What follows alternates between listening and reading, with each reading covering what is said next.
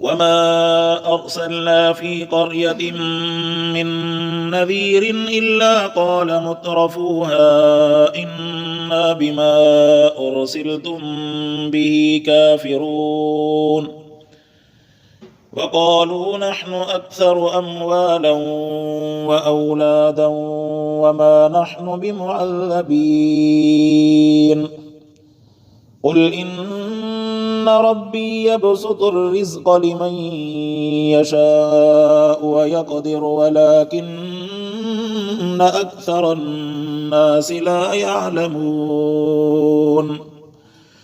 وما أموالكم ولا أولادكم بالتي تقربكم عندنا زلفى إلا من آمن وعمل صالحا فأولئك لهم جزاء الضعف بما عملوا وهم في الغرفات آمنون والذين يسعون في آياتنا معاجزين أولئك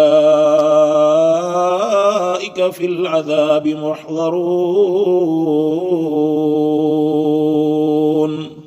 صدق الله العلي العظيم اللهم صل على سيدنا محمد النبي الأمي وعلى آله وأصحابه وبارك وسلم تسليما كثيرا كثيرا अल्लाह पाक जी कलाम मुक़द्दस मां सूरह सबा जी 34 नंबर आयत खां तिलावत आहे 38 नंबर आयत ताईं।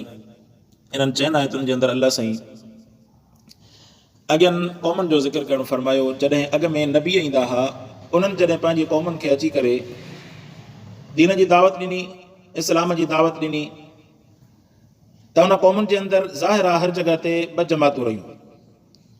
हिकिड़ी जमात उहा जेका मालदार जमात इंसानियत इंसाननि में तव्हां ॾिसो, ॿिया उहे जेके ग़रीब। रसूलुल्लाह सल्लल्लाहु अलैहि वसल्लम जन जॾहिं साईं जन जॾहिं महिनत जी इब्तिदा कई त उन खां अॻु में दरियाव जे पार जेके आहिनि 2 दोस्त पाण में रहंदा हुआ, उन्हनि जो वाक़ियो नक़ल कनि था।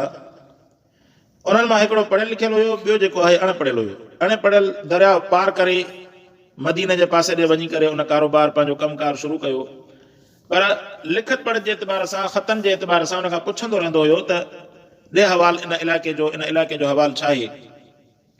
पोइ जॾहिं रसूलुल्लाह सल्लल्लाहु अलैहि वसल्लम जन जे इन तबलीग जो सिलसिलो आम थियो, महिनत जो सिलसिलो आम थियो, ज़ाहिर आहे ख़बर पवंदी आहे को वाक़ियो थींदो आहे, हीउ मामिलो थियो, बाबा हिते हीउ मामिलो थियो। माण्हू हिक ॿिए सां ॻाल्हियूं कंदा आहिनि, ईमान जिन आंदो सो आंदो, जिन ईमान न आंदो ॻाल्हियूं न कनि पिया न त बाबा हीउ अलाह जो रसूल आयो आहे, पाण जी दावा थो करे नबी हुजण जी, ऐं चवे थो त हे अमल कयो, हीउ कमु कयो, तोहीद आणियो, पंहिंजनि बातिल महबूदनि खे छॾियो। त ख़त जे अंदरि इहो हवाल जेको आहे हुन पंहिंजे दरिया पार जेको दोस्त रहे पियो उनजे तरफ़ जेको आहे लिखी करे मोकिलियो। उन वटि जॾहिं इहो हवाल पहुतो त उन खां पुछी त भला ॾे हवाल इन नबीअ जे मथां जेके ईमान आणनि था उहा जेका क़ौम आहे उहा क़ौम ग़रीब आहे या अमीर आहे। त हुन ॿुधायोसि त उहा क़ौम जेका ईमान आणींदड़ आहे उहा ग़रीब क़ौम आहे। त उन खां बाद में जॾहिं इहा ॻाल्हि हुनखे ख़बर पई त हू पंहिंजो ज़ाद राह ॿधी करे सफ़र जो सामान खणी निकिरी पियो, चई त मां बि अचां थो तोरे। आयो उते अची करे पुछा कई रसूलुल्लाह सल्लल्लाहु अलैहि वसल्लम जन जे बारे में हाल अहवाल मालूमात ख़बर पियसि त अहिड़े क़िस्म जी दावत ॾे थो, अहिड़े क़िस्म जी तबलीग करे थो, महिनत करे थो। अची करे रसूलुल्लाह सल्लल्लाहु अलैहि वसल्लम जन जी ख़िदमत में पहुतो, साईं जन खां सवाल जवाब कई। साईं अहिड़े क़िस्म जा सवाल जवाब, हुनखे कुझु मालूमात हुई तालीम जे हवाले सां, माना तौरात जे इन्हनि मां ख़बरुनि मां वाक़िफ़ हुयो। त रसूलुल्लाह सल्लल्लाहु अलैहि वसल्लम जन जे इन कम खां मुतमइन थियो ऐं साईं जन खे अर्ज़ु कई त साईं मुंहिंजो अर्ज़ु आहे मूंखे कलमो पढ़ायो त मां मुस्लमान थियां। उहो मुस्लमान थियो। मुस्लमान थियण खां बाद में उनजे दोस्त उन खां पुछियो त ॿुधाए त साईं तोखे कहिड़ी शइ मजबूर कयो इन ॻाल्हि ते त हूअं हवाल मां तोखे ॿुधायां पियो त तूं एॾो तयारु न थिए, जॾहिं मां तोखे हवाल ॿुधायमि ग़रीबनि जो त तूं जेको आहे तयारु थी पए। जी असुल ॻाल्हि इहा हुई जेको अॻ में जेके किताब नाज़िल थिया इंजील ऐं तौरात मां कुझु वाक़िफ़ हुयुमि, उन्हनि सभिनी जे अंदरि जेके बिशारतूं लिखियल हुयूं, इन्हनि बिशारतुनि जे अंदरि इहा शइ लिखियल हुई त नबीअ ते पहिरियों जेके ईमान आणींदड़ हूंदा उहे मिस्कीन ऐं ज़ईफ़ ऐं ग़रीब हूंदा। तंहिंजे करे इहा शइ जॾहिं मूंखे ख़बर पई मूंखे यकीन थी वियो त अलाह जो रसूल सचो आहे। तंहिंजे करे ईमान जे अंदरि अक्सर ईमान खे मज़बूत ग़रीबनि कयो आहे, अमीरनि नाहे कयो।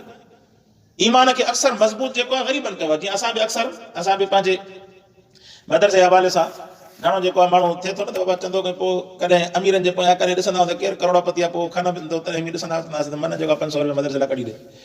पर शेख ज़करिया रहमतुल्लाह जेको पहिरियों शेखुल हदीस उन जो मूं उन्हनि वाक़ियो पढ़ियुमि त उन जॾहिं पंहिंजे शेख खां सवाल कयो त साईं ज़ाहिर आहे हिकिड़ा दीन जा इदारा आहिनि, मस्जिदियूं आहिनि, मदरसा आहिनि, हलाइणा पवनि था, त उन जे लाइ त उन चयो त तव्हां जेको उन जे लाइ ग़रीब खां चंदो वठो, अमीर खां न वठो। अमीर जेकर ख़ुशीअ सां ॾे थो बिला शक, पर कोशिशि कयो ग़रीब खां चंदो वठो। छाजे करे? ग़रीब ॾींदो दिलि जी ख़ुशीअ सां ऐं पाण खे हाजतमंद सम्झी करे ॾींदो त हीउ चंदो ॾियणु मुंहिंजी ज़रूरत आहे। अमीर ॾींदो सम्झंदो त हिन मुला खे ज़रूरत आहे। ॿिन्ही जे मक़सदनि में वॾो फ़र्क़ु आहे। ॿिन्ही जे मक़सदनि में वॾो फ़र्क़ु आहे। अमीर सम्झंदो त मुला आयो माना मां वॾो मोतबर आहियां, मां वॾो जेको आहे अलाह वटि पहुतल बनो आहियां, मुला मूं वटि आयो इलाज करणु, इन जे करे 1000-5000 ॾींदोमांसि त माना मुंहिंजो थोरो थियो हिन जे मथां। के मालदार खणी हूंदा बि साईं मुतक़ी परहेज़गार, के अहिड़ा आहिनि बि साईं जेके वीचारा ॾियण खां बाद में बि अलाह जो तवकुल रखंदा आहिनि, पर अक्सर ईअं आहे। पर ग़रीब जेकर ॾींदो 5 रुपया ॾींदो, 500 रुपया ॾींदो, 1000 ॾींदो, चवंदो त रब मूंखां राज़ी थिए, छल अलाह वटि अघाइजी पवे।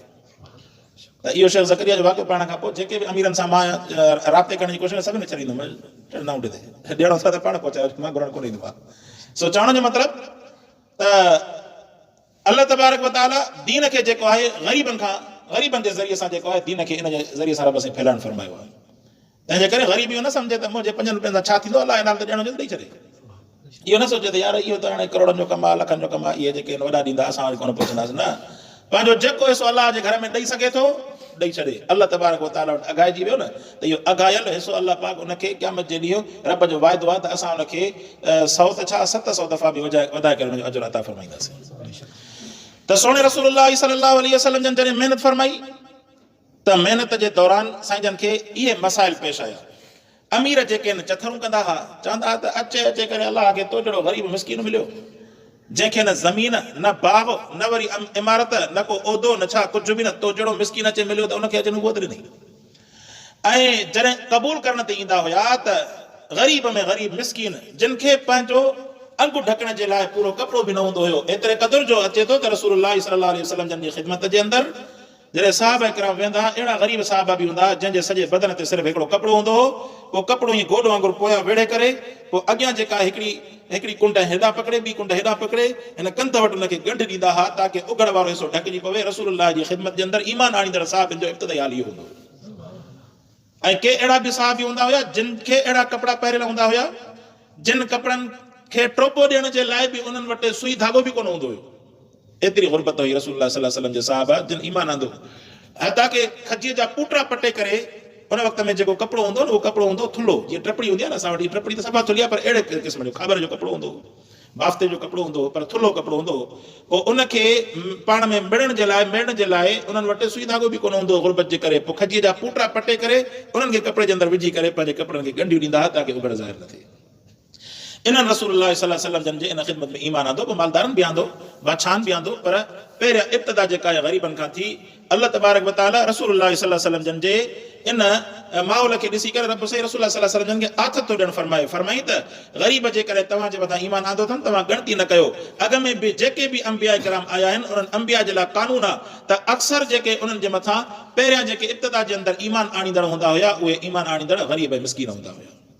तंहिंजे करे ग़रीबनि ऐं मिसकीननि खे माण्हू कमज़ोर न सम्झे। दीन जे अंदरि इन्हनि जो वॾो किरदारु आहे, वॾी अहमियत आहे। इस्लाम जी इब्तिदा बि ग़रीबनि खां थी आहे। अचे थो रिवाज जे अंदरि त जॾहिं इस्लाम जा आख़िरी पसा हूंदा न त अमीर जेके आहिनि सभु इस्लाम खे दीन खे छॾे भॼी वेंदा। ग़रीबनि वटि अल्लाह तबारक व तआला ग़रीबनि जे घरनि जे अंदरि दीन खे महफ़ूज़ करणु फरमाईंदो।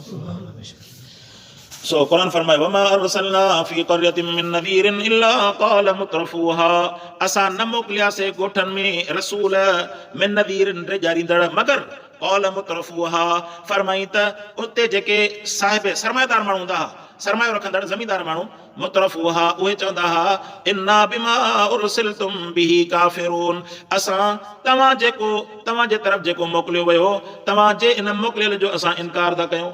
मालदार चवंदा असां काफ़िर आहियूं, असां इनखे न मञींदासीं, माना तव्हांजी हिन रिसालत खे असां नथा मञूं।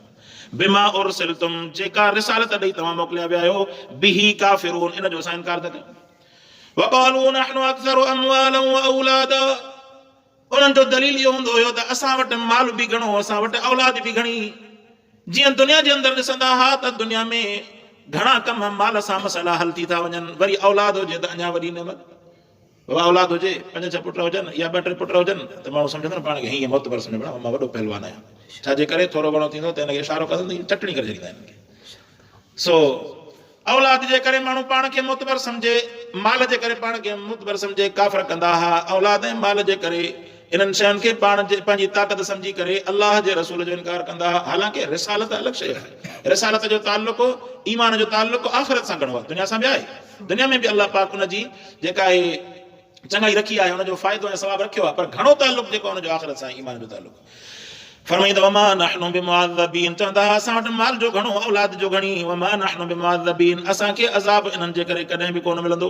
कुल इन रब्बी यबसुतुर रिज़्क़ लिमन यशाउ व यक़दिर, फरमाईंदा प्यारा चओ इन्हनि खे इन रब्बी, बेशक मुंहिंजो अल्लाह, यबसुतुर रिज़्क़ लिमन यशाउ व यक़दिर, कुशादो करे थो रिज़्क़ अल्लाह जंहिंखे घुरे, व यक़दिर, ऐं क़ादिर आहे अल्लाह पंहिंजे रिज़्क़ जे कुशादे करण ऐं तंग करण ते। जंहिंखे अल्लाह मालदार बणाए मर्ज़ी जो मालिक आहे, जंहिंखे अल्लाह वरी बणाए मर्ज़ी जो मालिक आहे। इहा तक़सीम अल्लाह जी ज़ाती आहे, इंसान जो कमाल कोन्हे। इंसान इन शइ में न सम्झे त कोई मुंहिंजो कमाल आहे। जीअं हिकिड़ो जेको आहे बिल्डर, हिते हुनजा वॾा जेके आहिनि ज़मीन प्लाट आहिनि, चए पियो साईं असांखे हेॾा जेके नुक़सान थिया, हेॾा नुक़सान थिया, हेॾा नुक़सान थिया, त मूं हुनखे अर्ज़ु कयुमि, मूं चयो अल्लाह जा वञा शुकुर कर, तहज्जुद पढ़ी करे अल्लाह पाक जो शुकुर अदा करिजो, उनजे बावजूद बि गाॾियुनि ते घुमे थो। छाजे करे तव्हांजो नुक़सान न चइबो, नुक़सान त हुनखे चइबो आहे जंहिंजो अलाह ताला ख़तमु थी वियो। जेके वीचारा सैलाब जे करे उन्हनि जूं ॿनियूं ज़मीन, उन्हनि जी ज़राअत, उन्हनि जे खाधे पीते जो सामान ई ख़तमु थी वियो। तव्हांजो नुक़सान त इहो आहे न बाबा, करोड़ो सरमायो लॻायो, 90 लख चट थी विया त 10 लख पोइ बि बचो न भाॻो। 10 लख त शुकुर कयो अल्लाह पाक जो, 90 लख ते वेठा सॼी ज़िंदगी रोईंदा। हिकिड़ो मिसाल मूं हुनखे ॾिनो त मुंहिंजो तव्हांजो सरमायो त ईअं थियो न, हा वाकई ॻाल्हि सही थो करे, मुंहिंजी ॻाल्हि इहा ई आहे न, इन ई निभाग जे करे तव्हां अल्लाह जी नेमतुनि जो इनकार कई वेठा आहियो। बाबा सरमाएदार जो नुक़सान इहो आहे न, सरमाएदार जो नुक़सान छा आहे, साईं हुन करोड़ जेको आहे लॻायो, 90 लख जेको नुक़सान थियो, 10 लख पोइ बि बचो, मुंहिंजो गाॾी ते घुमे थो, ज़ाहिरा उथे वञे थो, त माना माल आहे न। उन्हनि खे ॾिसी करे अल्लाह पाक जो शुकुर अदा करे जेके इन्हनि शयुनि खां महरूम आहिनि। सो इंसान जेको आहे पंहिंजे ज़हन जे अंदरि अहिड़ो जेको आहे सेटअप ठाहे, दर्जात ठाहे, स्टेजूं ठाहे, अल्लाह पाक जो जेको आहे नेमत जो नाशुक्री कंदो आहे, त रब साईं उन नाशुक्री जे करे पोइ जेके नेमतूं हूंदियूं न उहे बि अल्लाह पाक उन खां खसे छॾींदो आहे। हालांकि मुंहिंजे सुहिणे रसूलुल्लाह सल्लल्लाहु अलैहि वसल्लम जन तरीक़ो इहो सेखारियो त मुस्लमानो, जेकॾहिं तव्हांखे अल्लाह अखियुनि जहिड़ी नेमत ॾिनी आहे त तव्हां नाबीन खे ॾिसी करे तव्हां इन नेमतुनि जो शुकुर अदा कयो। हे माण्हू त जेके माल जे करे वेठा था, जेके हिक ॿिए खे वेठा त कसंदव, मां ग़रीब आहियां, मां मिसकीन आहियां, मूंखे अहिड़ो नुक़सान थियो, तोखे इहो नुक़सान थियो, पंहिंजे हिन माल खे वधाइण जे लाइ अञा अल्लाह जे रस्ते में ॾे अल्लाह जे रस्ते में, अल्लाह पाक जे रस्ते में ॾे। जेतिरो ॾींदे अल्लाह पाक जेको आहे उनजे मुक़ाबले में रिज़्क़ जे अंदरि बरकत नाज़िल करणु फरमाईंदो। वमा अमवालुकुम वला औलादुकुम, न आहे तव्हांजो माल ऐं तव्हांजी औलाद बिल्लती तुक़र्रिबुकुम इंदना ज़ुल्फा, इहे ॿ शयूं अहिड़ियूं न आहिनि जो तव्हांखे अल्लाह जो वेझो कनि। अल्लाह साईं माल ऐं औलाद खे फरमाईंदा हिकिड़ो सबब ऐं ज़रियो थी सघनि थियूं। माल खे तव्हां अल्लाह जे नाले ते ख़र्च कयो, इहो माल तव्हांखे अल्लाह जो वेझो कंदो। छो अल्लाह पाक चाहींदो आहे त बाने जी सभ खां वधीक मुहबत हुजे मूंसां। दुनिया जे अंदरि इंसान खे चाहींदो न, जेका शइ हुनखे वणंदी चवंदो त बाबा हीअ मोहबत रखे मूंसां, चवंदो औलाद जी मोहबत सभ खां पहिरियां पीउ सां हुजे, ऐं औलाद चाहींदी त अबे जी सभ खां पहिरियां मोहबत मूंसां हुजे। अहिड़े नमूने सां जेका आहे घरवारी चाहींदी त मुड़ुस जी जेका आहे ज़ौज जी मोहबत सभ खां वधीक मूंसां हुजे, ज़ौज चाहींदो त ज़ौज जी सभ खां वधीक मोहबत मूंसां हुजे, ॿिए कंहिं सां जो तालुक़ न हुजे। हर इहो चाहींदो आहे न, इहा त मख़लूक आहे, अल्लाह त ख़ालिक़ आहे जंहिं पैदा कयो। अल्लाह फरमायो त तव्हांखे बसि हिकिड़ो कानून ठाहे छॾियो, तव्हांखे औलाद बि मां अल्लाह जे हुकुमनि खां न फेराए, तव्हांजो माल बि मां अल्लाह जे हुकुमनि खां न फेराए, तॾहिं तव्हां कामिल ईमान वारा आहियो। रब जो हुकुम अचे, माल जो अलाह त ॾेई छॾियो, रब जो हुकुम अचे, औलाद खे फर्मा बरदार बणायो, अल्लाह जे रस्ते में हुनखे लॻाए छॾियो, हुनखे अहिड़ी हुनजी तरबियत कयो जो सुभाणे जॾहिं इंसान हितां पंहिंजो सफ़र मुकमल करे पंहिंजी मंज़िल क़ब्र जे अंदरि वञी करे पहुचे, पोयां औलाद जेको आहे ॾींहं राति नमाज़ पढ़े, क़ुर जी तिलावत करे, दुआऊं घुरे, यकीन हुजे हुनखे त मुंहिंजी औलाद एतिरी सुधरियल आहे, नमाज़ पढ़ंदी, अल्लाह हुनजो अजुर मूंखे क़ब्र जे अंदरि पहुचाइण फरमाई त वरना जेकर इहे कम न आहिनि अल्लाह जी फर्मा बरदारी वारा, त जीअं काफ़िर दावा कंदा, रब हुन काफ़िरनि जी दावा खे ख़तमु कयो त तव्हांजो माल, तव्हांजी औलाद जेका आहे अल्लाह जे वेझे करण जो ज़रियो कोन आहिनि। हा, उहे जेके आहिनि तव्हांजे लाइ औलाद ऐं माल जेको अल्लाह जे तरफ़ वेझे करण जो ज़रियो आहिनि, जॾहिं ईमान आणनि ऐं अमल साले कनि। जॾहिं ईमान आणनि ऐं अमल साले कनि, ईमान आंदऊं, ईमान खां बाद में अमल साले कनि, इहे अल्लाह पाक जे वेझड़ाई जो ज़रियो आहे। पहिरें नंबर ते ईमान हुजे, ईमान एॾी वॾी दौलत आहे, ईमान एॾी वॾी दौलत आहे, इन ईमान जे करे जेकॾहिं असां शुक्र अदा कयूं न, हे दुनिया वारा जेके आहिनि इहे पैसा, इहे खज़ाना ईमान जी दौलत जो मुक़ाबिलो नथा करे सघनि। जेका ईमान जी दौलत आख़िरत वारी ज़िंदगी जे अंदरि हमेशह अणखुट खज़ाननि सां इंसान खे मुज़यन करे छॾींदी। दुनिया जे अंदरि छा खज़ाना आहे? वधि में वधि टुकड़ो जरेब जो खणी भला 100 एकड़ जो मालिक हूंदो, भला 1000 भला लख एकड़ जो। अल्लाह पाक हिन ईमान जे सदक़े में अदना जन्नती खे उहा जन्नत अता फरमाईंदो जंहिंजो फ़ासिलो हिन दुनिया आसमान खां बि वॾो, अल्लाह हुनखे मालिक करे छॾींदो। त ईमान वॾी दौलत, इहा टिकेट आहे आख़िरत जी। जंहिं वटि ईमान आहे न, उहो फ़ख्रु करे, दुनिया में इंसान खे अमेरिका टिकट मिलंदी न, या को अहिड़ो को उन वटि लॉटरी न करंदी, चवंदो यार मां वटि खणी वेंदुसि पंहिंजो चेक खणी ईंदुसि त मुंहिंजो बैंक मां लखो करोड़ खनि निकिरी ईंदो, केॾो ख़ुशि थींदो, केॾा बुलर ईंदो, हता की ख़ुशीअ जे अंदरि सार निकिरी वञेसि हुनजो। अहिड़ी कैफ़ियत बि हुनजी थींदी।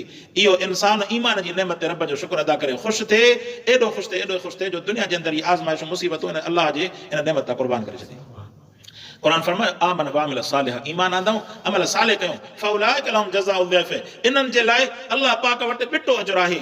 ईमान बि आंदो अमल सालिह कयूं रब जे तरफ़ खां, इन्हनि जे लाइ रब साईं नेमतूं ई नेमतूं, इनाम ई इनाम रब साईं इन्हनि जे लाइ लिखी छॾिया। साईं छाजे करे? बिमा आमिलू अमल सालिह कयूं वहम फिल ग़ुरफ़ात आमिनून, इहे ईमान वारा आख़िरत जे अंदरि जन्नत जे बाला खाननि जे अंदरि वेठा हूंदा।